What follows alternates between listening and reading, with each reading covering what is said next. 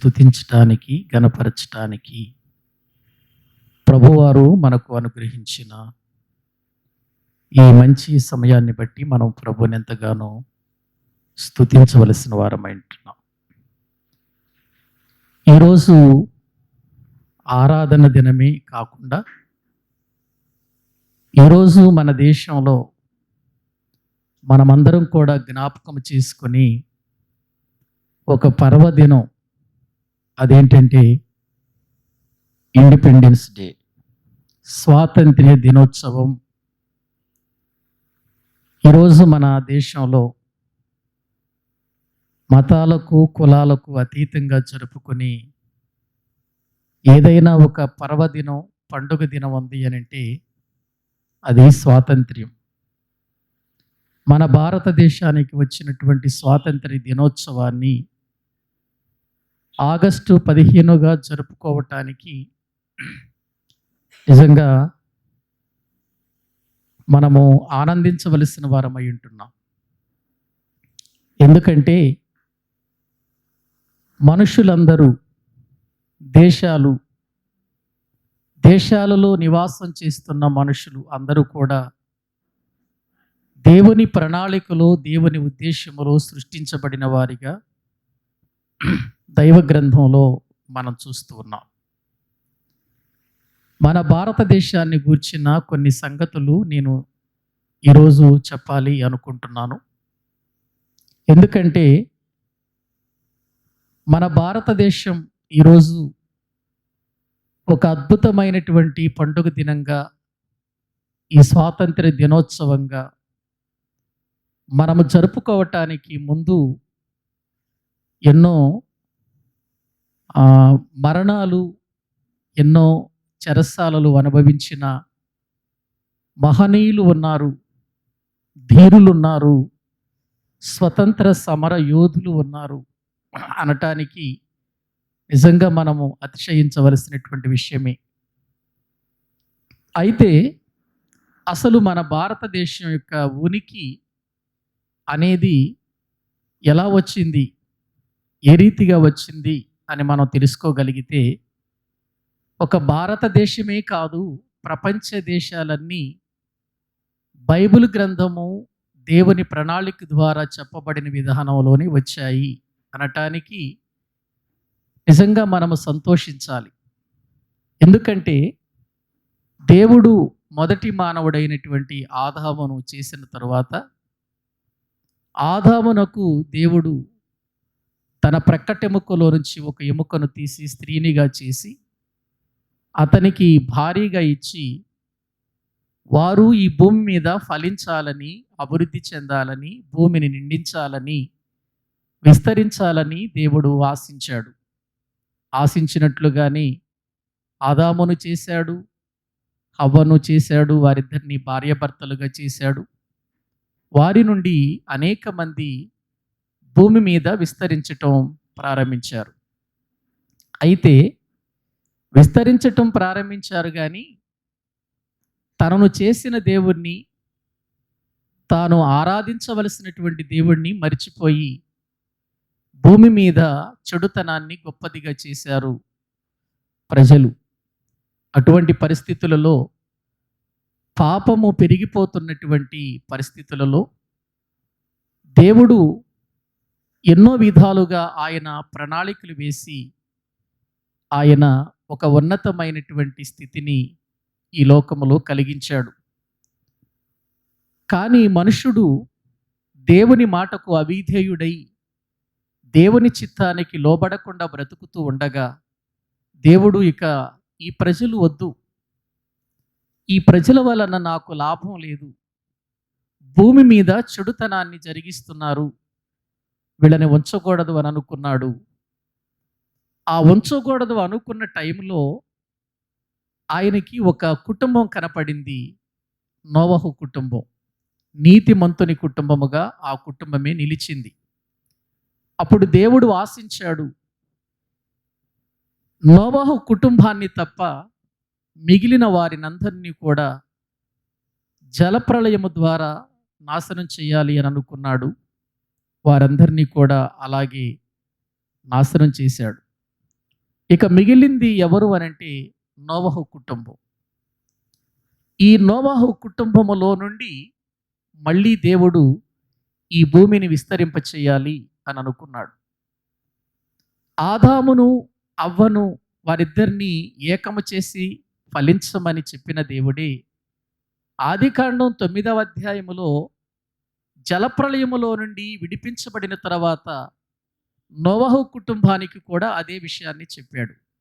మీరు ఫలించి అభివృద్ధి చెంది భూమిని నిండించండి అని చెప్పాడు. నోవహు కుమారులైనటువంటి షేము, హాము, యాపెతు అనేటువంటి వారిలో నుండి మళ్ళీ జనాంగం ప్రారంభమయ్యారు, విస్తరించటం ప్రారంభమైంది.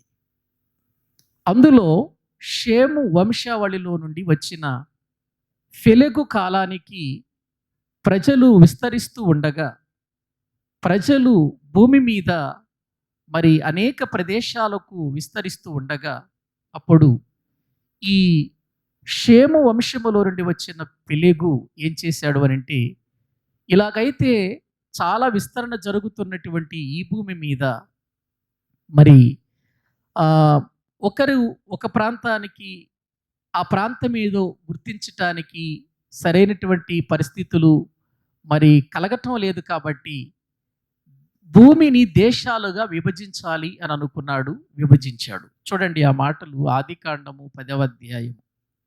దేవుని వాక్యములో పెలుగు కాలములో భూమి దేశములుగా విభాగించబడింది అని 10వ అధ్యాయము దేవుని వాక్యములో 25వ వచనాన్ని మనము చదువుకుందాం.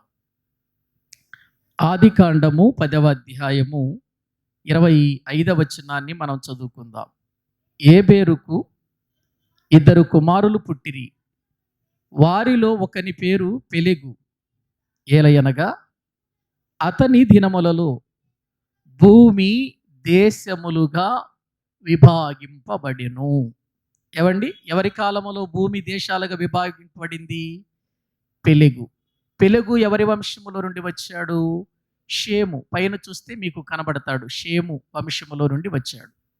అంటే భూమి మీద ఉన్నటువంటి జనాంగం చివరికి టోటల్గా మనల్ని కూడా మనం లెక్క వేసుకుంటే మనందరము ఇదిగో ఈ నోవహు కుటుంబకులైనటువంటి షేము, హాము, యాపెతులో నుండి వచ్చిన వారమే, వారి వంశావళిలో నుండి వచ్చినటువంటి వారమే అని మనము గుర్తించాలి. అలా విస్తరిస్తూ విస్తరిస్తూ విస్తరిస్తూ ప్రియులారా, భూభాగములో మన భారతదేశపు మరి ఆ భూభాగానికి చేరినటువంటి వారిలో మనం ద్రావిడులను మనం చూస్తూ ఉన్నాం. ద్రావిడులు మనం చూస్తూ ఉన్నాం. ఇక ఆ తదుపరి మనము మన భారతదేశాన్ని ప్రియులారా పరిపాలించినటువంటి వారిలో మనకు కనబడుతున్న వారు ద్రావిడుల తర్వాత ఎవరంటే ఆర్యులు. ఆర్యులు వీళ్ళు క్రీస్తుకు పూర్వం 1500 సంవత్సరాల కాలములో ఆర్యులు అనేటువంటి వారు భారతదేశాన్ని పరిపాలించారు. కొంత నానుడి ఏంటంటే, ఈ ఆర్యుల కాలములోనే మన భారతదేశాలలో కులాలు, మతాలు అనే విభేదాలు, పోరాటాలు ప్రారంభమైనవి అనేవి ఒక నానుడి ఉంది. అది ఎంతవరకు వాస్తవం మనకు తెలియదు, కానీ ఈ ఆర్యుల కాలములోని మరి కులాలుగా అంటే ప్రజల్లో కులాలు, మతాలు అనేటువంటి విభేదాలు వచ్చినట్లుగా మరి కొంతమంది చెబుతారు ప్రియులారా.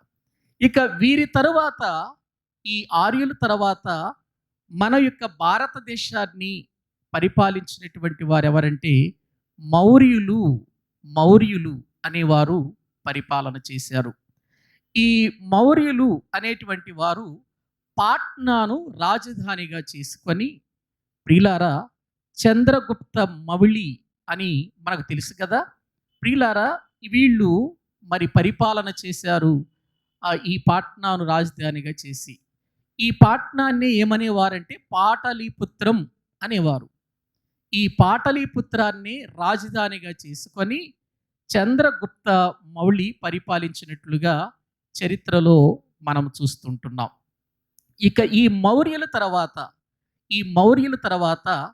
మన భారతదేశాన్ని పరిపాలించినటువంటి వారు గుప్తులు. మన భారతదేశాన్ని పరిపాలించినటువంటి వారు గుప్తులు. వీళ్ళల్లో మనకు స్త్రీగుప్తుడు, చంద్రగుప్తుడు అనేటువంటి వారు మనకు కనబడతారు. ఇటువంటి వారు వీరు మన భారతదేశాన్ని పరిపాలించారు. ఈ గుప్తుల కాలము తరువాత మన భారతదేశాన్ని పరిపాలించిన వారు మొఘలులు. మొఘలులు అనగానే మనకు జ్ఞాపకం వచ్చేది అక్బరు, బాబరు, షాజహాన్, వీళ్ళు జ్ఞాపకం వస్తారు. వీళ్ళు పరిపాలన చేశారు. వీళ్ళ తర్వాత మొఘలుల తర్వాత బ్రిటిష్ వారు మన భారతదేశాన్ని స్వాధీనం చేసుకొని సుమారు 200 సంవత్సరాలు పరిపాలన చేశారు.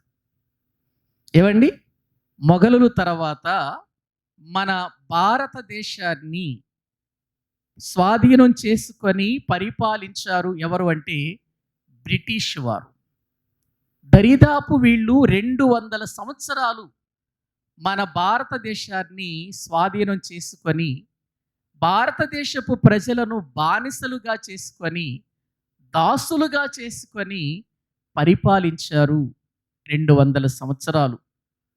వీళ్ళు పరిపాలిస్తున్న కాలంలోనే కొంతమంది మన దేశం ఏంటి, మన దేశం మన పరిపాలనలో ఉండాలి కదా, మన పరిపాలనలో ఉండవలసినటువంటిది వేరే వాడు వచ్చి మనల్ని పరిపాలించటం ఏంటి, మన వాళ్ళకి బానిసలుగా ఉండటం ఏంటి?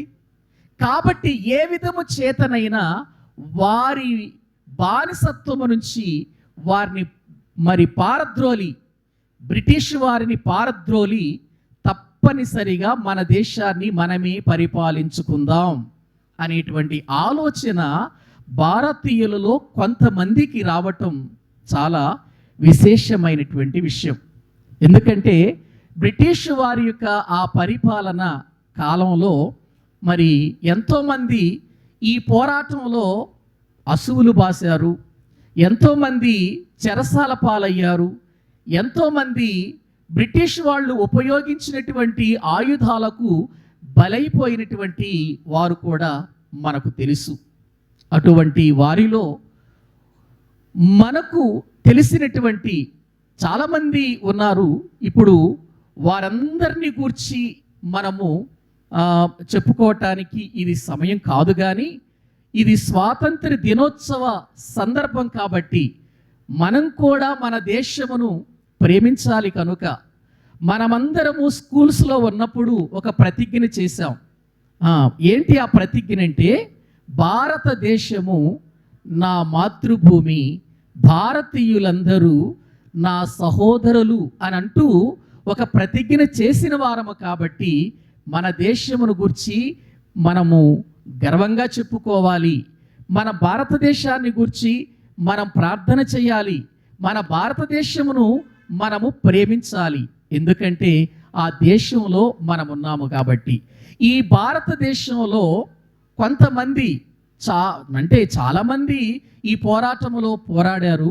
అందులో కొంతమంది ఏ విధమైనటువంటి స్థితిలో ఉండి వారు పోరాడారో కొంతమంది వ్యక్తులను స్క్రీన్ మీద మీరు చూడండి.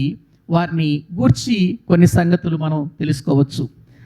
1857 నుండి 1947 అంటే స్వాతంత్ర్యం వచ్చే వరకు మధ్యలో చాలామంది పోరాడారు. సమర యోధులు అంటారు వాళ్ళని, స్వాతంత్ర్య సమర యోధులు అంటారు. వారిలో మనకు కనబడుతున్నటువంటి ఒక వ్యక్తిని మనము చూస్తుంటున్నాం. మనము ఇక్కడ చూస్తున్నాం, కిందకి రన్నా. ఇతడు తెలుసా మీకు? ఎవరితడు అంటే సుభాష్ చంద్రబోస్. సుభాష్ చంద్రబోస్ అనేటువంటి ఈయన అక్కడ చక్కగా మీకు రాసింది చూడండి. ఇండియన్ నేషనల్ ఆర్మీని స్థాపించిన ధీరుడు. ఏవండి, ఇండియన్ నేషనల్ ఆర్మీని స్థాపించినటువంటి ఒక వీరుడుగా మనం చూస్తున్నాం. దానిని ఏమని పిలిచారంటే ఆ దినాల్లో ఆజాద్ హింద్ ఫౌజ్ అని ప్రియుల పేరుతో పిలిచినట్లుగా మనం చూస్తూ ఉంటున్నాం. స్వామి వివేకానంద గురించి మనకు తెలుసు. ఆ వివేకానందం ప్రభావం ఈ సుభాష్ చంద్రబోస్ పై చాలా ఎక్కువగా ఉండేది. అంటే దేశాన్ని అంతగా అతడు ప్రేమించేవాడు, అంతగా అతనికి ఇష్టం. అందుకే అతడు ఏమన్నాడంటే, నాకు రక్తం ఇవ్వండి, నేను మీకు స్వాతంత్రం తీసుకొస్తాను అన్నటువంటి వాడు ప్రియులారా ఈ సుభాష్ చంద్రబోస్. ఏమండి, స్వతంత్ర పోరాట సమర యోధులలో ఈయన ఒకడైతే, మరొక వ్యక్తి మనకు స్త్రీ ఇక్కడ కనబడుతుంది చూడండి.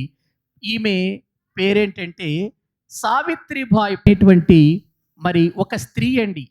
ఆనాటి దినాలలో మన భారతదేశం కోసం స్వాతంత్ర్యం రావటం కోసం పోరాడినటువంటి ఆ పోరాటంలో ఫిట్ ఇండియా మూమెంట్ సమయంలో సమాచారం కావాలి అని ఈమె రహస్య కాంగ్రెస్ రేడియోను ఏర్పాటు చేసింది.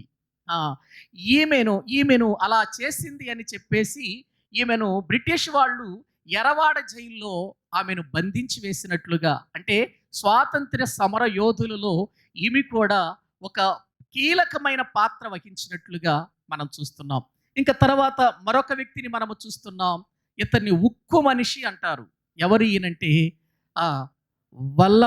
సర్దార్ వల్లభాయ్ పటేల్ అనేటువంటి ఈయన చాలా చురుకుగా మరి భారతదేశంలో స్వాతంత్ర్య సమర యోధుల్లో ఉక్కు మనిషిగా చురుకుగా ఇతడు పనిచేసిన వాడిగా, ఆ పోరాటంలో ఇతడు తన పోరాటాన్ని సల్పిన వాడిగా మనం చూస్తూ ఉన్నాం. ఇంకా ఆ తర్వాత మనము చూస్తున్నామండి, ఈమె ధీర వనిత అంటారు ఈమెని, ఝాన్సీ లక్ష్మీబాయి.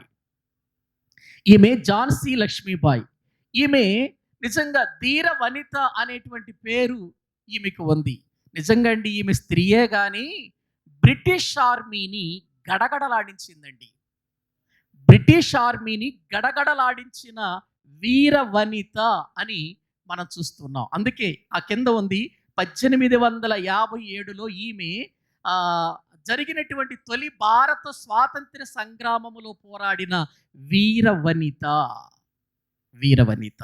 గ్రహించండి, నిజంగా ఈ పోరాటంలో ఈ స్వాతంత్ర్యం తీసుకురావటానికి వీళ్ళంతా కూడా పోరాటం సల్పినటువంటి వారు. తర్వాత మనకు కనబడుతున్నటువంటి మరొక వ్యక్తి మంగల్ పాండే అనేటువంటి వ్యక్తి మనకు కనబడుతున్నాడు. ఇతడు కూడా స్వాతంత్ర్య ఉద్యమానికి మరి చాలా ముందంజ వేసి, మరి సిపాయిలు ఆనాటి దినాలలో తిరుగుబాటు చేస్తూ ఉంటే ధైర్యముగా నిలిచి ఆ పోరాటంలో ముందుకు కొనసాగినటువంటి వారిలో ఒక మంచి కీలకమైన పాత్ర వహించిన వాడిగా మనం చూస్తూ ఉన్నాం. ఇంకా ఆ తదుపరి మనం చూస్తే ఈయన ముఖ్య పాత్ర వహించినటువంటి వ్యక్తిగా మనము చూస్తాం. అంటే ఇలా ఎంతోమంది పనిచేశారు.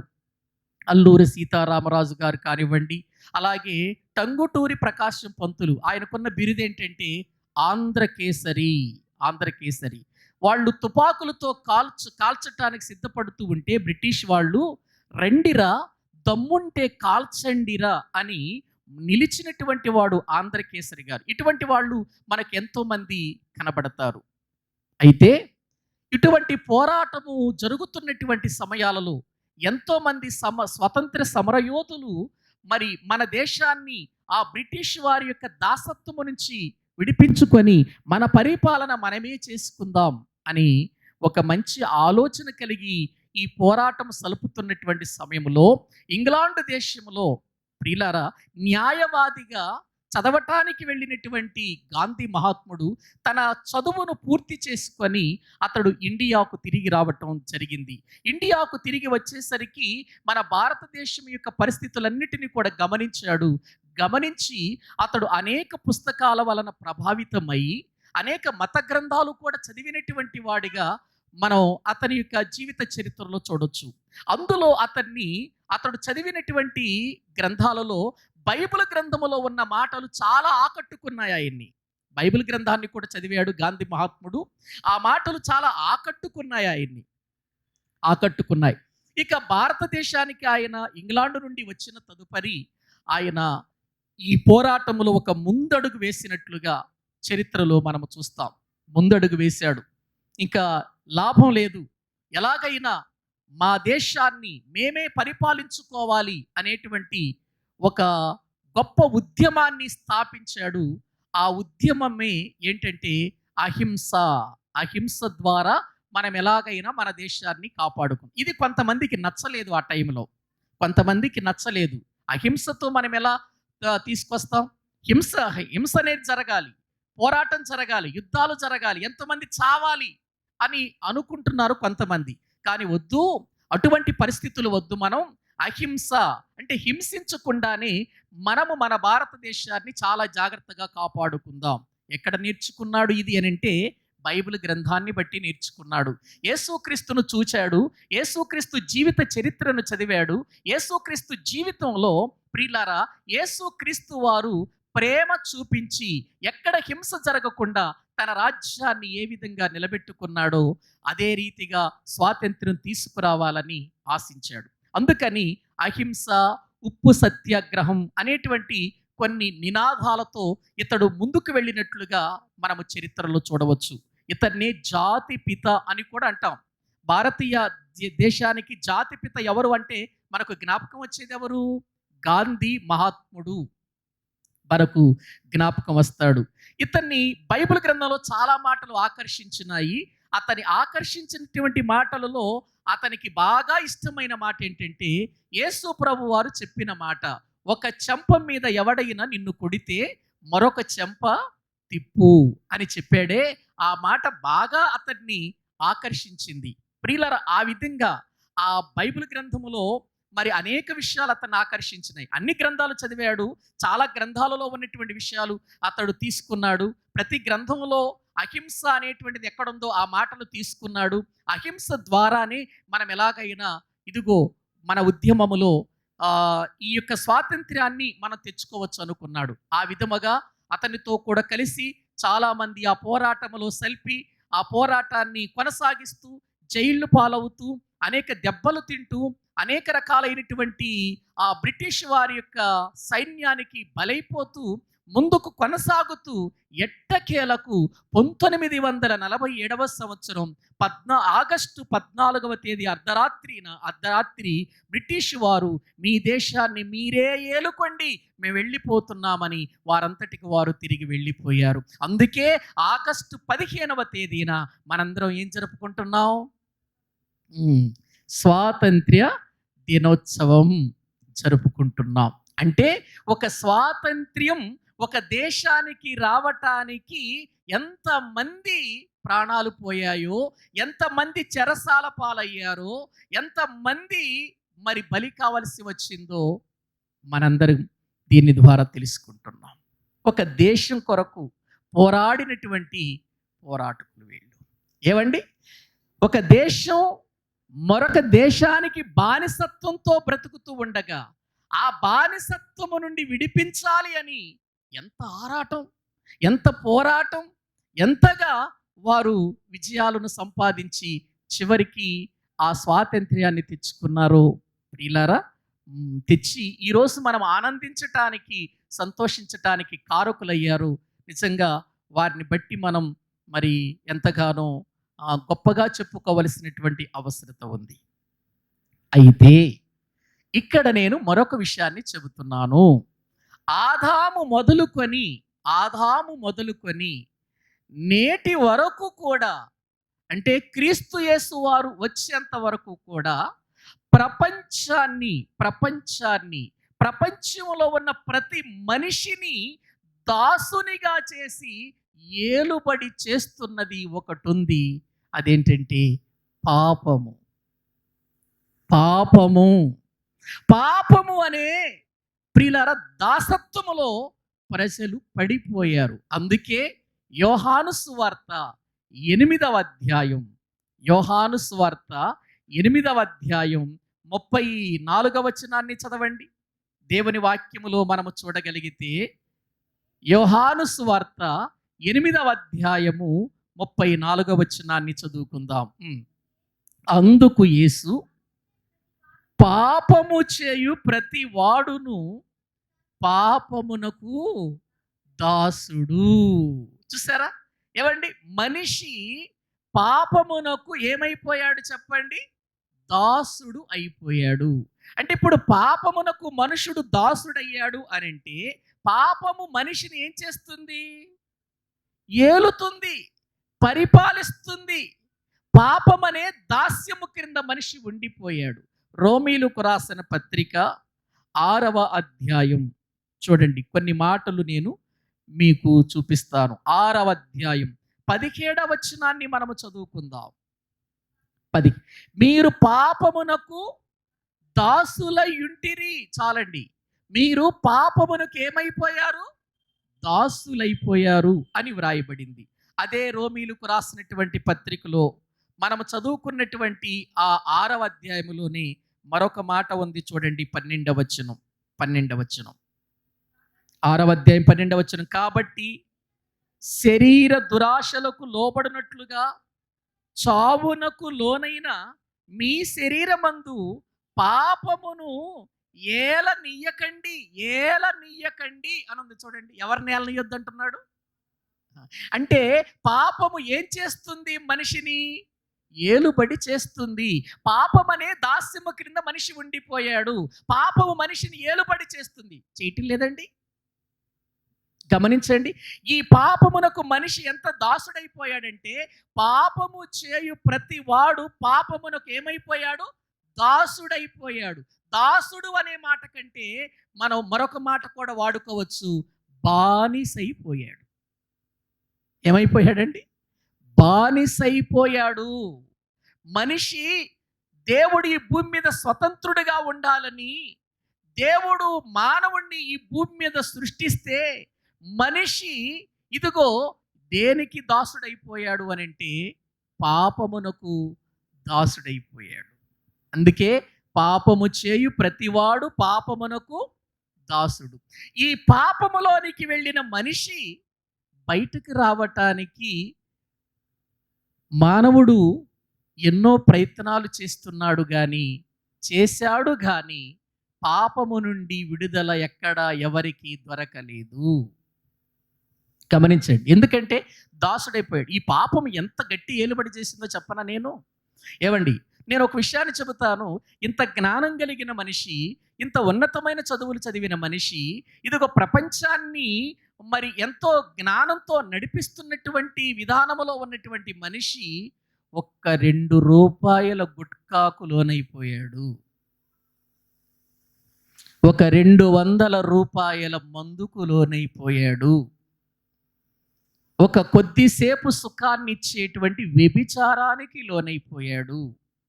ప్రియులారా, ఇదిగో కొద్దిసేపు ఆనందపడేటువంటి ప్రియులారా, కొంతసేపు ఉండి అంతలో మాయమైపోయేటువంటి జీవితానికి అలవాటు పడిపోయాడు మనిషి. ఇందులో నుండి బయటికి రావటం కష్టం కదండి. మీరు ఎప్పుడైనా ఒక త్రాగుపోతు వాడి దగ్గరికి వెళ్ళి, ఎందుకు అలా తాగుతావు? శరీరం పాడైపోతుంది కదా, జీవితం పాడైపోతుంది, ఏంటి నీ జీవితం, అది మానరా అనంటే ఏమంటాడు అనంటే, మానాలనుకుంటున్నాను కానీ మానలేకపోతున్నాను అని అంటాడు. ఎందుకని? పాపము యొక్క ఏలుబడి అంత గట్టిది, పాపము యొక్క ఏలుబడి అంత శక్తివంతమైనది అని మనం తెలుసుకోవాలి. ఎందుకు 2 రూపాయలు గుట్కా తినేవాడిని అడగండి, ఎందుకురా దానికి బానిస అయిపోయావు, దానికి దాసుడు అయిపోయావు?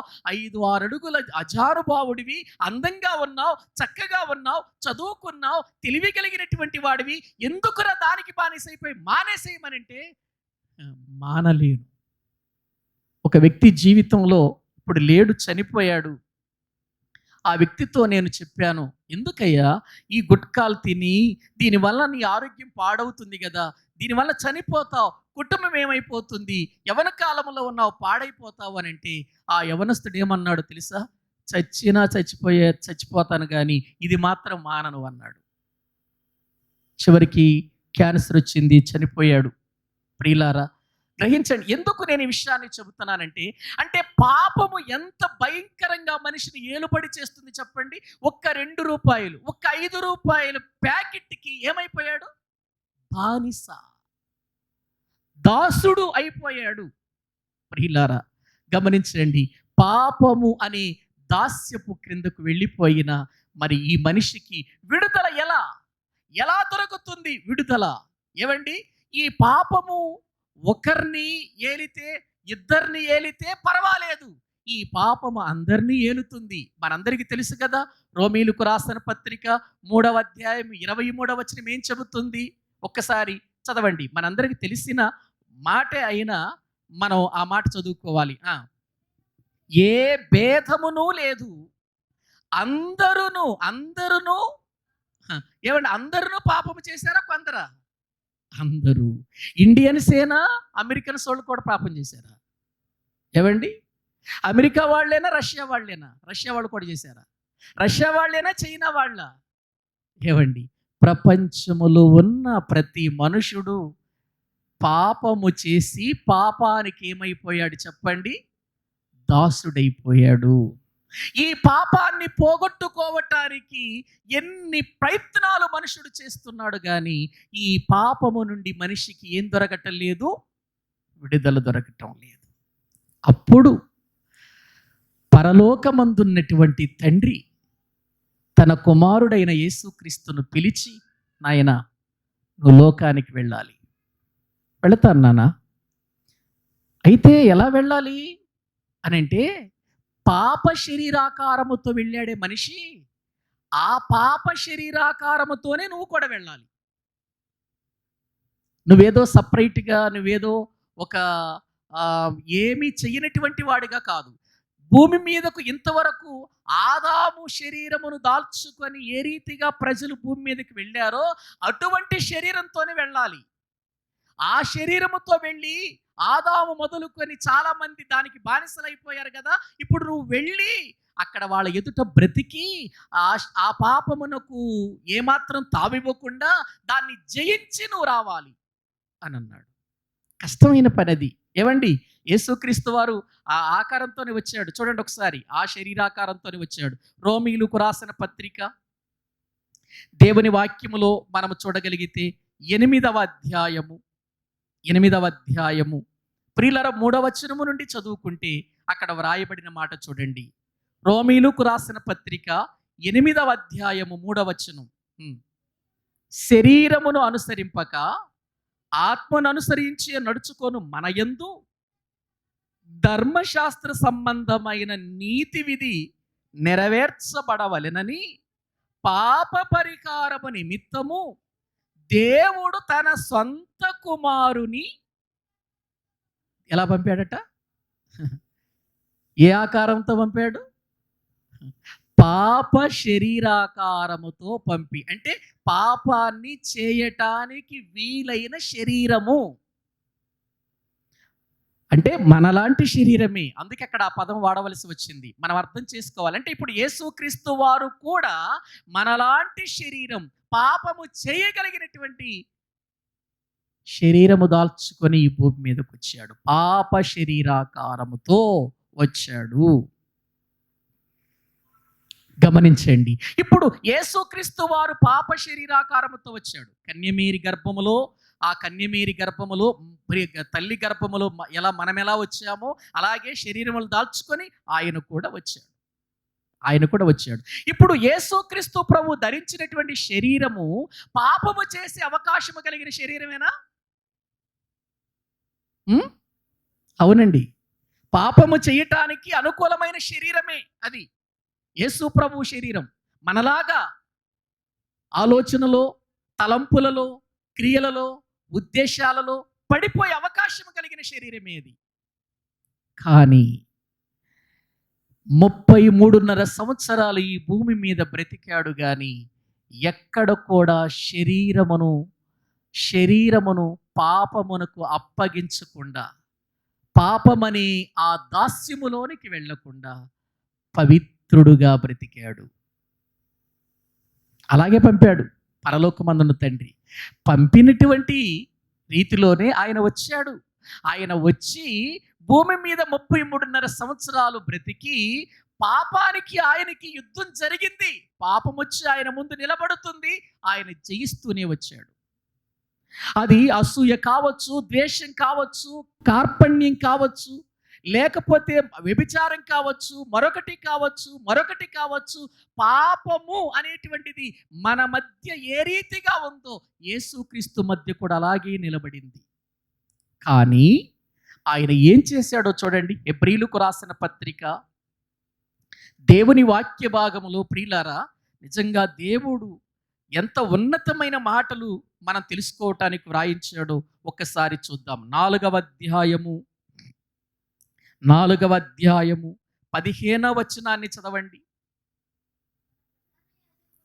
మన ప్రధాన యాజకుడు మన బలహీనతల యందు మనతో సహానుభవము లేనివాడు కాడు గాని.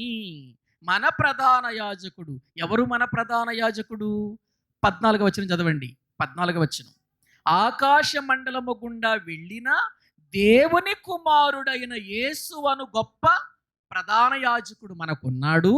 ఆ ప్రధాన యాజకుడు మన బలహీనతల యందు మనతో సహానుభవము లేనివాడు కాదు, సహానుభవము కలిగిన వాడే కాడు కానీ సమస్త విషయములలోనూ మనవలే ఏం చేయబడ్డాడు? ఆయన శోధించబడ్డాడా?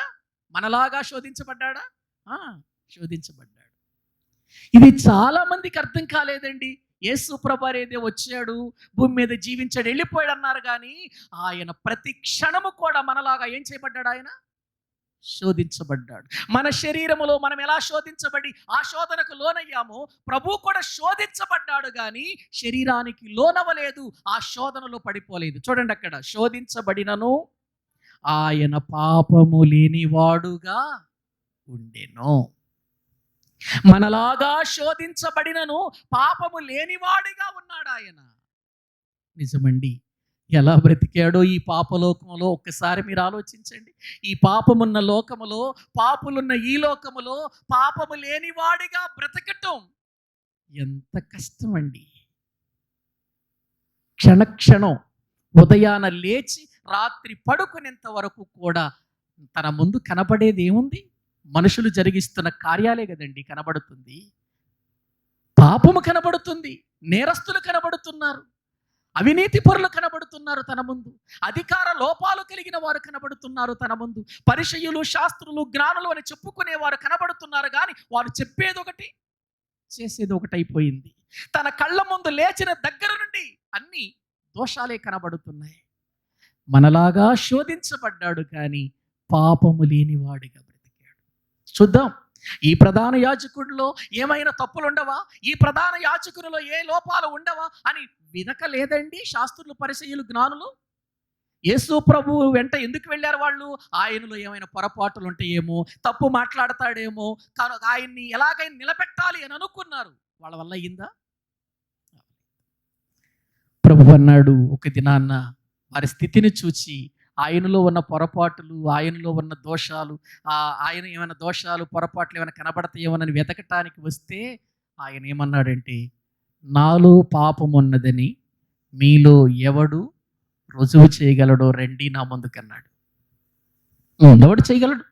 నాలో పాపం ఉన్నదని మీలో ఎవరైనా రుజువు చేయగలుగుతారా, స్థాపించగలుగుతారా చెప్పండి అని అన్నప్పుడు శాస్త్రులు ఉన్నారు ఆయన దగ్గర, అక్కడ ప్రధాన యాజకులు ఎదుట ఉన్నాడు ఆయన జ్ఞానుల ఎదుట ఉన్నాడు, ఆయన పరిసయ్యుల ఎదుట ఉన్నాడు. ఒక్కడన్నా వచ్చి యేసు నీలో ఈ లోపం కనబడుతుందయ్యా అని చెప్పగలిగారా?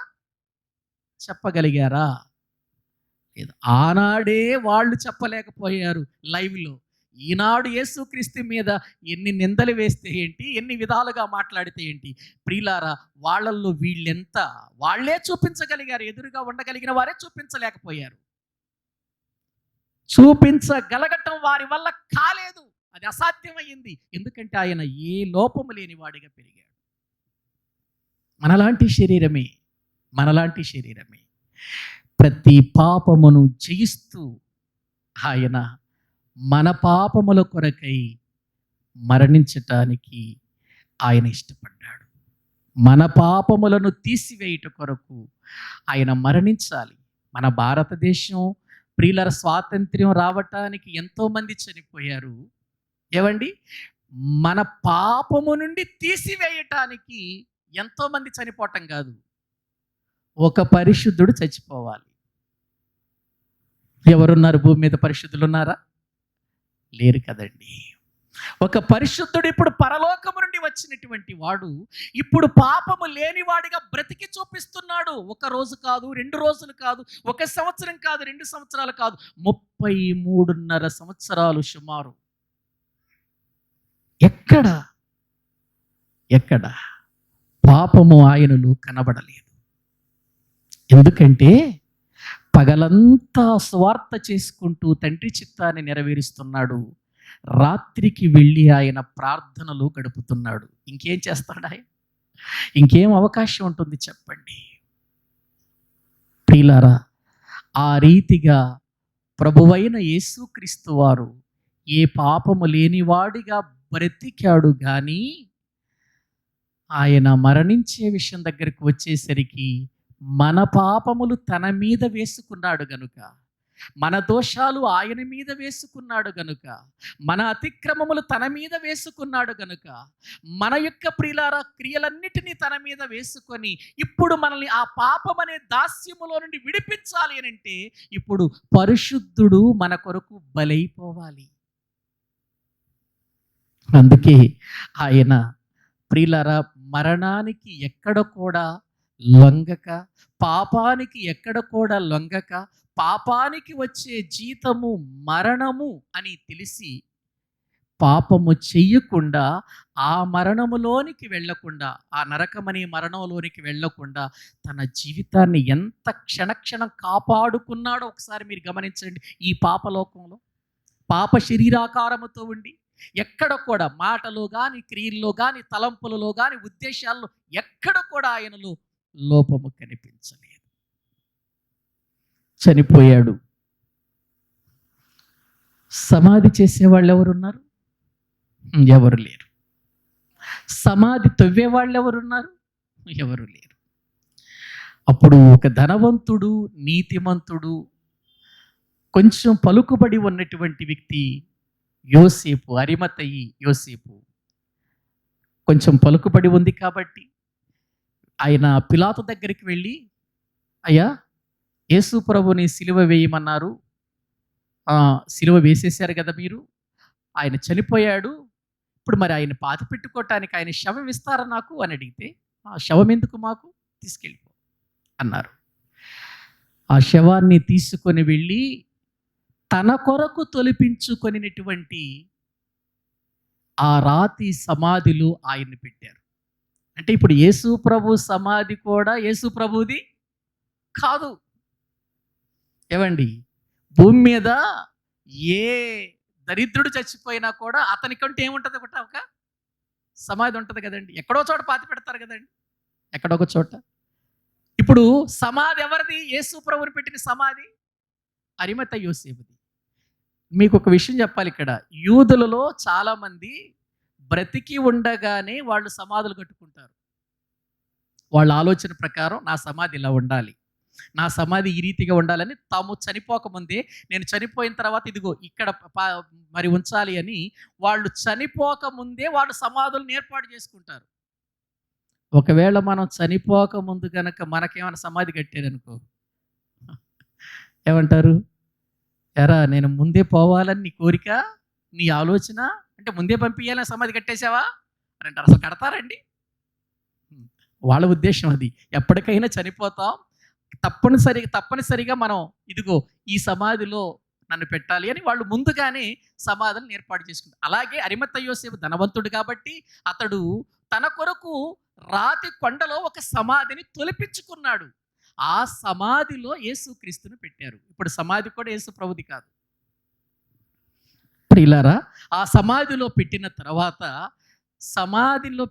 తరువాత మరీ భయంకరమైన పరిస్థితులు జరిగినాయి కదండి. ఇదిగో రాణువారు వీళ్ళందరూ వచ్చేసి ప్రజలందరూ ఏకమైపోయి, గవర్నమెంట్ వారితో ఏకమైపోయి వాళ్ళందరూ కూడా ఒక ఆలోచనలోకి వచ్చారు. ఇదిగో ఆయన బ్రతికి ఉండగా ఒక మాట చెప్పాడు, ఇదిగో నేను శ్రమ పొంది చనిపోయి సమాధి చేయబడి 3వ దినాన తిరిగి లేస్తానని ఒక మాట చెబుతూ వచ్చాడు. కాబట్టి 3వ దినాన్న ఆయన శిష్యులు వచ్చి ఆయన శవాన్ని ఎత్తుకెళ్ళిపోయి ఆయన లేచాడని ప్రచారం చేసే అవకాశం ఉంది, కాబట్టి ఆయన సమాధిని భద్రం చెయ్యండి అన్నారు. భద్రం చేశారా? ఏమండి, చేశారు కదండి. చూడండి ఒకసారి బైబిల్ గ్రంథంలో మత్తయి సువార్త దేవుని వాక్యాన్ని మనం చూడగలిగితే, మత్తయి సువార్త 27వ అధ్యాయము వాళ్ళు మాట్లాడుతున్న మాటలు చూడండి ప్రియులారా. అక్కడ వ్రాయబడిన మాట 62వ వచనము నుండి, మరునాడు అనగా సిద్ధపరుచు దినమునకు మరుసటి దినమున ప్రధాన యాజకులను పరిసయ్యులను పిలాతునొద్దకు కూడి వచ్చి, అయ్యా, ఆ వంచకుడు సజీవుడై ఉండినప్పుడు 3 దినములైన తర్వాత నేను లేచెదనని చెప్పినది మాకు జ్ఞాపకమున్నది. కాబట్టి 3వ దినము వరకు సమాధిని భద్రము చేయని ఆజ్ఞాపించుము. వాని శిష్యులు వచ్చి వాని ఎత్తుకొని పోయి ఆయన మృతులలో నుండి లేచినని ప్రజలతో చెప్పుదురేమో. అప్పుడు మొదటి వంచన కంటే కడపటి వంచన మరీ చెడ్డదయ్యుండునని చెప్పిరి. అందుకు పిలాతు, కావలివారున్నారు కదా, మీరు వెళ్ళి మీ చేతనైనంత మట్టుకు సమాధిని భద్రము చేయుడని వారితో చెప్పెను. వారు వెళ్ళి కావలి వారిని కూడా ఉంచుకొని రాతికి ముద్ర వేసి సమాధిని ఏం చేశారు? భద్రం చేశారు. ఏవండి, గమనించండి, యేసు ప్రభు వారు బ్రతికినటువంటి బ్రతుకు ఒక విలువైన బ్రతుకు. ప్రపంచ చరిత్రలో మనకు మనుషులందరికీ మాదిరి అయినటువంటి బ్రతుకు. ఆ విలువైనటువంటి యేసు క్రీస్తు వారు చనిపోతే సమాధిని భద్రం చేస్తున్నారు. 3వ దినాన్ని లేస్తే ఏమవుతుందంట? ఏమవుతుంది? ఏమండి, సమాధిని భద్రం చేసే వాళ్ళు ఎవరైనా ఉంటారండి? ఏమండి, సమాధులలో సమాధి చెయ్యటానికి లేక కాల్చటానికి ఉండేవారు ఉంటారు కానీ, ఏమండి, సమాధిని భద్రంగా కాపాడే వాళ్ళు ఎవరైనా ఉంటారా? యేసు ప్రభు యొక్క సమాధి భద్రపరచబడింది అంటే లెగుస్తాడు అనే మాట కంటే యేసు ప్రభు శిష్యులు వచ్చి ఆయన ఎత్తుకొని వెళ్ళి మృతులో నుండి లేచాడనే ప్రచారం జరుగుతుంది అని. మీకు ఇష్టమైనంత వరకు సమాధిని భద్రం చేయండి అన్నారు. చేశారు. 1 రోజు అయిపోయింది, 2వ రోజు అయిపోయింది, 3వ రోజు ఏం జరిగిందో తెలుసా? రాయి దానంతటికది దుర్లింపబడింది. దేవదూతలు దొర్లించేశారు రాయిని. సజీవుడిగా యేసుక్రీస్తు వారు బయటకు వచ్చాడు. బయటకు వచ్చి ఆయన మాట్లాడిన మాట ఏంటో తెలుసా? ఓ మరణమా, నీ విజయం ఎక్కడా? ఓ మరణమా, నీ ముల్లెక్కడా? కొరింథీయులకు రాసిన మొదటి పత్రిక 15వ అధ్యాయం.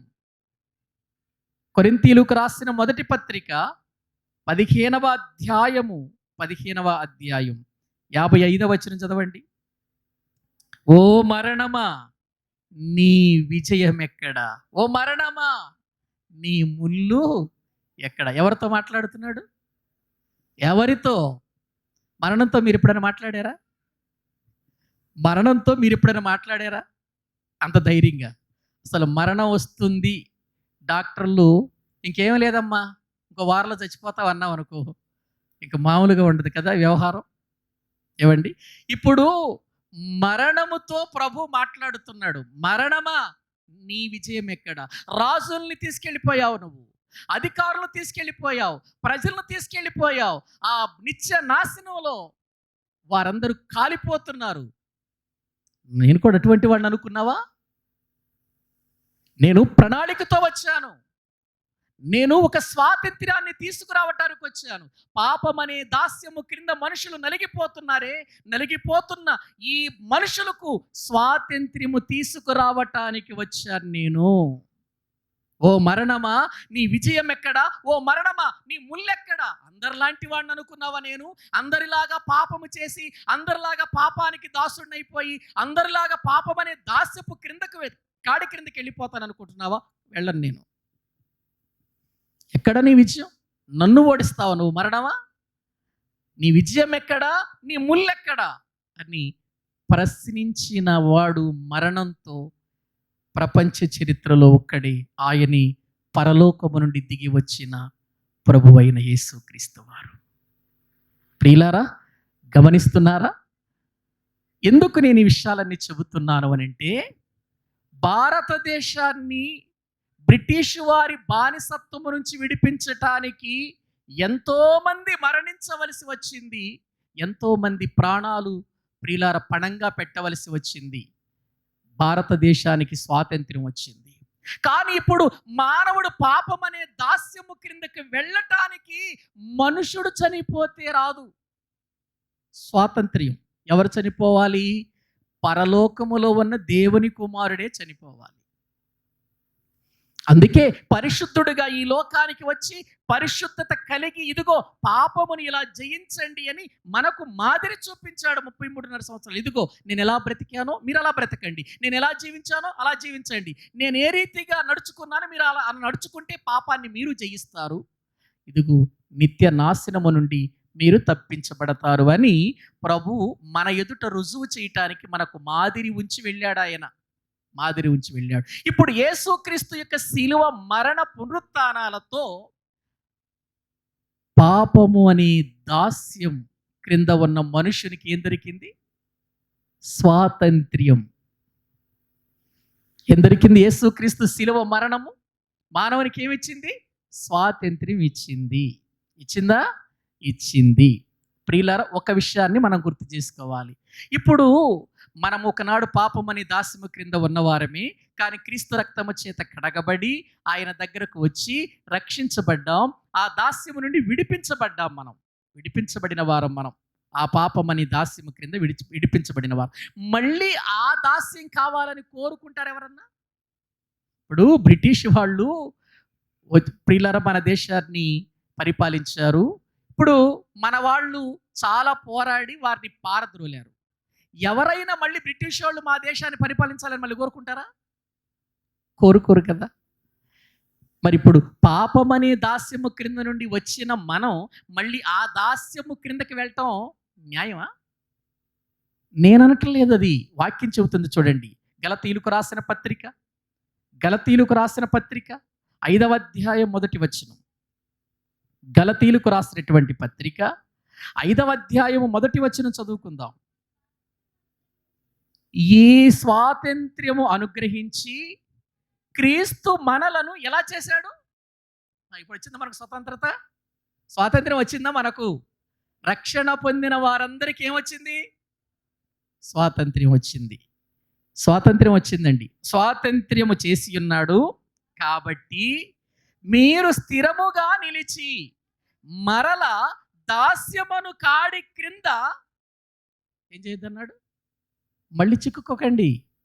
ఒకనాడు చిక్కుకొని పాడైపోయారు కదా, ఒకనాడు చిక్కుకొని జీవితాన్ని నాశనం చేసుకున్నారు కదా.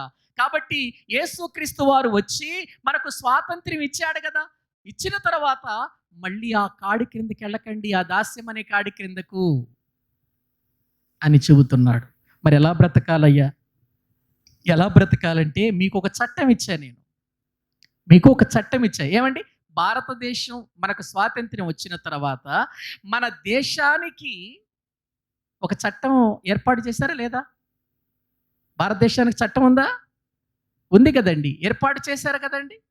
అలాగే రక్షించబడిన వారు మళ్ళీ ఆ పాపం అనే దాస్యము క్రిందకు వెళ్లకుండా మనకేమిచ్చాడు? ఆయన ఒక చట్టాన్ని ఇచ్చాడు. అదేంటో చూద్దాం రండి. బైబిల్ గ్రంథంలో పేతురు గారు రాసినటువంటి మొదటి పత్రిక 2వ అధ్యాయం 15వ వచనం చదవండి. బైబిల్ గ్రంథంలో పేతురు గారు రాసిన మొదటి పత్రిక 2వ అధ్యాయము 15వ వచనాన్ని మనం చదువుకుందాం. ఏలయనగా మీరు యుక్త ప్రవర్తన కలిగిన వారై చిత్తము స్వతంత్రులయుండియు దుష్టత్వమును కప్పిపెట్టుటకు మీ స్వాతంత్ర్యమును వినియోగపరచక దేవునికి దాసులమని లోబడి ఉండండి అన్నాడు. అక్కడ మీకు ఆ మాట అర్థమైందా? మీ స్వాతంత్ర్యమును వినియోగపరచక, ఏది దుష్టత్వమును కప్పిపెట్టడానికి మీ స్వాతంత్ర్యాన్ని ఉపయోగపరచక ఒక విషయం తెలుసుకోండి. ఏంటది? దేవునికి దాసులము అని తెలుసుకోండి. మీరు దేవునికి దాసులు. దేవుడు మీకు ఒక చట్టాన్ని ఇచ్చాడు. చూద్దాం బైబిల్ గ్రంథంలో యాకోబు రాసినటువంటి పత్రిక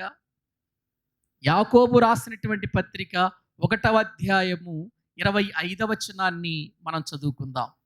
యాకోబు రాసిన పత్రిక 1వ అధ్యాయం 25వ వచనాన్ని వాక్యములో నుండి చదవండి.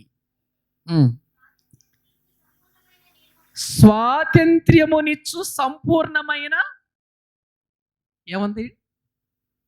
స్వాతంత్ర్యమును ఇచ్చు సంపూర్ణమైన నియమం. నియమం ఉందా? ఆ నియమములో తేరి చూచి నిలకడగా ఉండువాడెవడో వాడు వినిమర్చువాడు కాక క్రియను చేయువాడయుండి తన క్రియలు ఏమవుతాడు? ధన్యుడు. ఏమండి? స్వాతంత్ర్యమును నిచ్చు సంపూర్ణమైన నియమములో అన్నాడు. ఒక నియమం ఉందా మనకి? ఉందండి నియమం? నియమం ఉందా? ఉంది కదండి.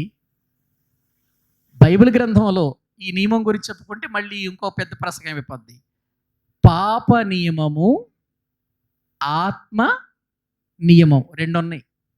ఇప్పుడు మనము పాపం అనే నియమములో నుండి, ఆ దాసత్వములో నుంచి ఎక్కడికి వచ్చాం? మనం ఆత్మ నియమములోనికి వచ్చాం.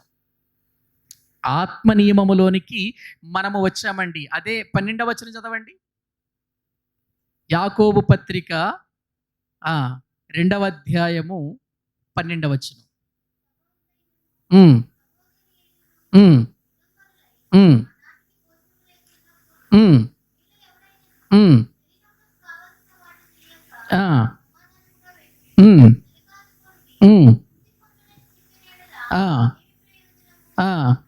అలాగే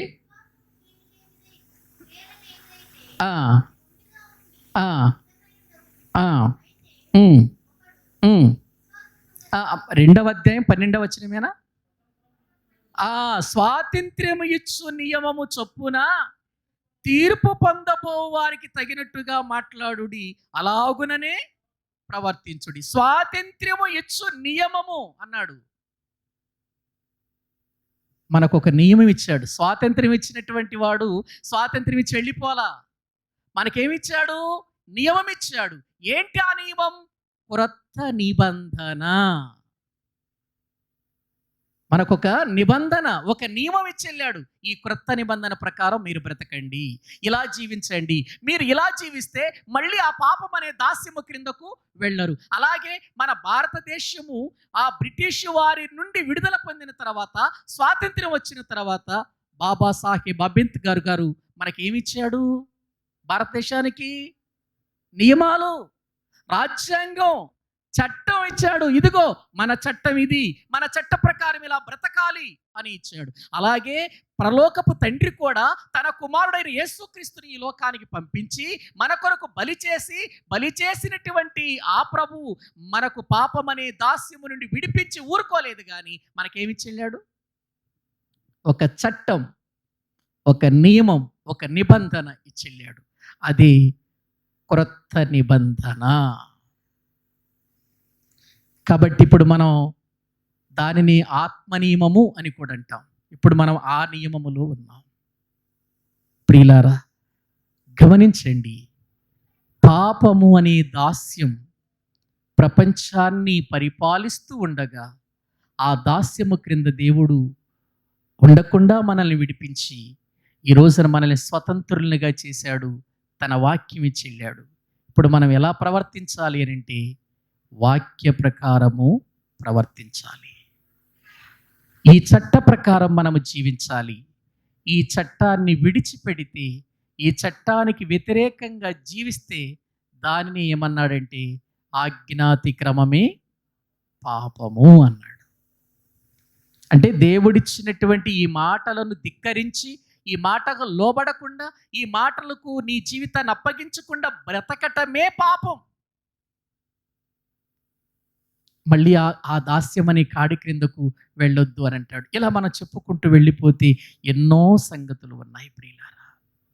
కాబట్టి బహు జాగ్రత్త కలిగిన వారమై దేవుడు మనకిచ్చినటువంటి రక్షణ అనే స్వాతంత్ర్యం, ప్రియులారా, పాపమనే దాస్యము నుండి విడిపించినటువంటి ఆ స్వాతంత్ర్యమును వాక్యము చేత, ఆ నియమాల చేత మనము కాపాడుకుంటూ పరిశుద్ధత కలిగిన వారమై పరలోకానికి వెళ్ళేంత వరకు దేవుని చిత్తానికి మనము లోబడి జీవించటానికి మనము స్థిర విశ్వాసముతో స్థిరపరచుకోవటానికి సిద్ధపడదాం.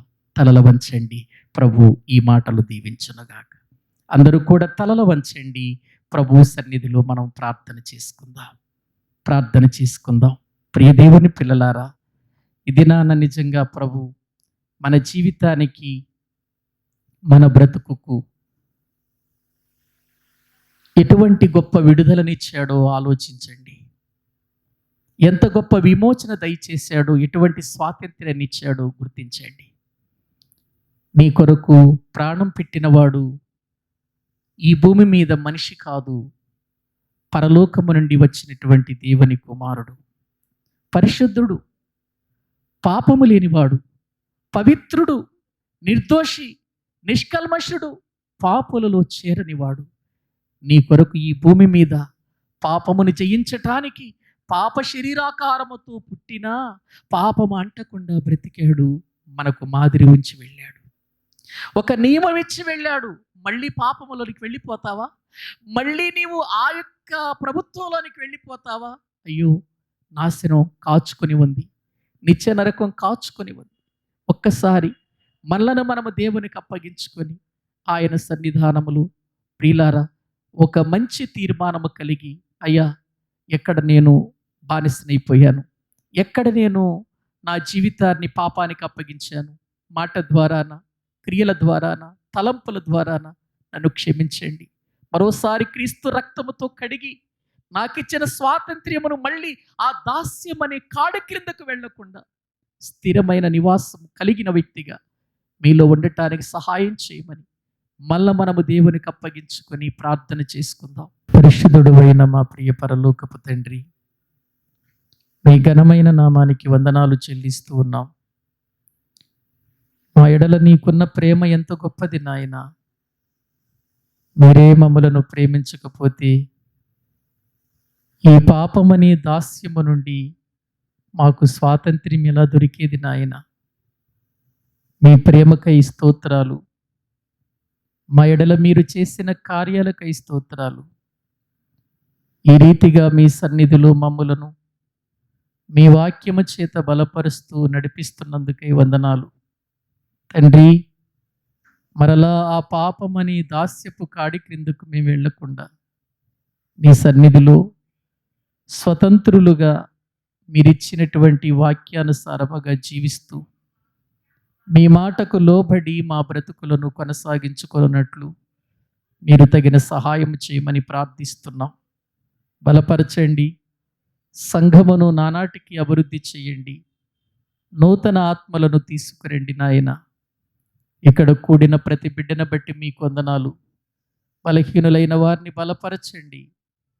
రక్షణ లేని వారు రక్షణ పొందుటకు వారి హృదయాలు మీ వాక్యము చేత పడవబడి మార్పు చెందుటకు తగిన సహాయము చేయమని ప్రార్థిస్తున్నాం. ఈ మాటలు వింటున్న ప్రతి వారి జీవితములో మేలు కలిగించి నిత్య జీవము కొరకై సిద్ధపరచండి. నీ బిడ్డలు ప్రేమతో ఇచ్చిన ఈ కానుకలను దీవించి ప్రతిఫలము దయచేయండి. మీ సన్నిధిలో మేము స్థిరులుగా కదలని వారిగా ప్రభు కార్యాభివృద్ధి యందు ఎప్పటికీ ఆసక్తులై ఉండటానికి సహాయము చేయమని మీ చేతులకు అప్పగించుకుంటూ యేసు క్రీస్తు ప్రభు పేరట ప్రార్థించి వేడుకుంటున్నాము తండ్రి. ఆమేన్. మన తండ్రి అయిన దేవుని ప్రేమ, ఆయన కుమారుడైన యేసు క్రీస్తు వారి కృప, పరిశుద్ధాత్మ నిత్య సహాయము సన్నిధి కూడిన మనకును సకల పరిశుద్ధులకును సదాకాలము తోడయుండి నడిపించునుగాక. ఆమేన్. అందరికీ వందనాలండి.